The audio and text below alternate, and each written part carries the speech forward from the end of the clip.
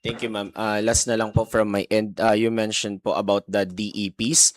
Yun po bang sinumite rin ng NBI during the Justice Committee proceedings, yung mga may pirma po, confidential fund receipts, and as well as the others from the PSA? Kasama po ba yun sa voluminous documents na minamarkahan ngayon? Well, I can only confirm that the documents presented during the Justice Committee are included. We cannot go deeper than that. Thank you, ma'am. Leonesca, your turn.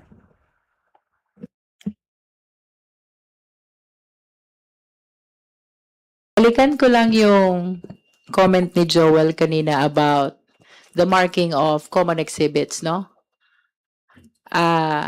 Usually, kapag common ang exhibits ng prosecution and defense, no? Although subject to agreement din naman, possible na pwedeng ang marking ay same document.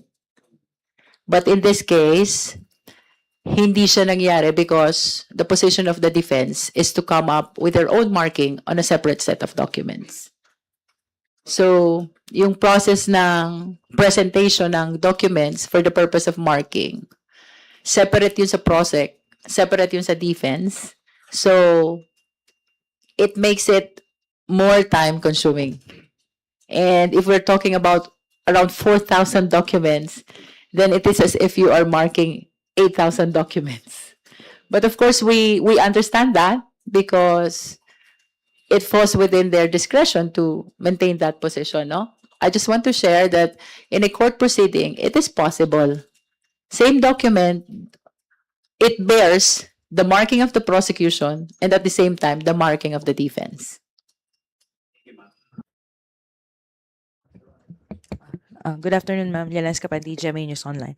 Ma'am, kasi I understand kasama rin po yung stipulations sa pre-trial conference. Meron na po bang napag-agrihan ang prosecution and the defense? Of course, aside from yung very general lang na the vice president is the sitting vice president, kasama rin kasi yon. And she's from Davao, yung mga ganun. Pero any salient agreements po, meron po ba kayo na pagkasunduan with the defense in terms of stipulation of facts po? Thank you.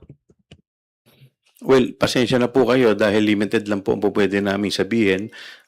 Basta't lahat po ng mga agreements po namin ay sinumiti na po namin ito sa impeachment court. Pero sir, for the record, meron po kayong napag-agrihan, at least, with the defense? Meron naman po, pero hanggang doon lang po pwede namin sabihin. Opo. Saka sir, follow up dun sa asking the defense to specify the purpose of presenting the witnesses. Ang motion niyo po ba will be filed before the Senate Impeachment Court asking the Senate Impeachment Court to order the defense to specify the purpose?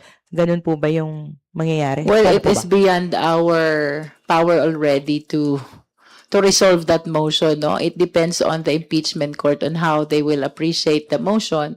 But our concern merely is to make the purpose for each witness more specific. Ma'am, gaano po ba ka-importante na specific yung detalye sa pag-present ng isang witness? For the public lang to understand na hindi pwedeng general lang na to dispute the allegations. Thank you. Of course, it has been shared already that a lot of witnesses of the prosecution were adopted by the defense, no? So we would like to be enlightened for what purpose are they or will they be presented by the defense so that we will understand the nature of the testimony to be presented by the witnesses. It is possible that there is one witness, different purposes. And I think that will be best illustrated in this case. As I have said, a lot of witnesses of the prosecution, particularly those which the people have seen in the hearing of the Committee on Good Government and Public Accountability, and even in the hearing of the Committee on Justice, were included as well in the list of witnesses of the defense, no?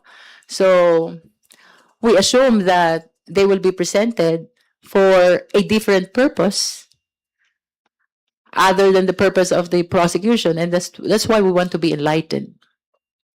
And besides, that is under the rule to provide a short summary of the nature of the testimony which will be provided by each witness. Okay, Rosalie, your turn.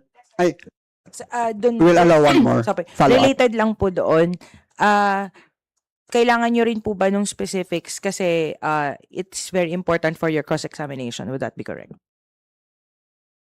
It's important for the entire presentation of that particular witness. Not only for cross, but even for direct, cross, redirect, and recross. Okay, Rosalie, your turn now. Good afternoon po. Rosalie Cos po of UNTV News. Kongs, tatanong lang po namin, you're asking for 4 more days para po sa pre-trial conference. Is that correct? So, ang hinihingi po namin hanggang Sabado sana. 4 days. So, kasi we understand na hanggang Wednesday lamang, hanggang Thursday lamang ang opisina ng Senado. So, sana mapagbigyan kami na pati Biyernes at saka Sabado ay maisama po nila. Alright. Since last week po until yesterday, confident po kayo na on track na mauumpisahan yung impeachment trial on July 6. Pero dahil po sa development na ito, are you still confident? Yes, we remain confident at umaasa naman kami na kung wala naman po magiging aberya, tuloy-tuloy lamang po ang marking ng ebidensya. But if the pre-trial conference will push until next week, will you still be on track? For example, if the Senate impeachment court will not hindi po nila pagbibigyan yung request nyo po na pati po Friday and Saturday ay extend ang pre-trial conference. What is important is for the pre-trial order to be issued before July 6, no? And it must be issued at the maximum 10 days after termination of pre-trial conference. It can be less than 10 days after termination, but the maximum should be 10 days after termination of PTC. Dapat meron ng pre-trial order, no? So, nevertheless, we are not entertaining that possibility. We are pushing for the termination of pre-trial conference this week, and that is why we have reached out to Secretary Bantug for 2 possible additional measures, yung nabanggit ni Kong Joel Chua.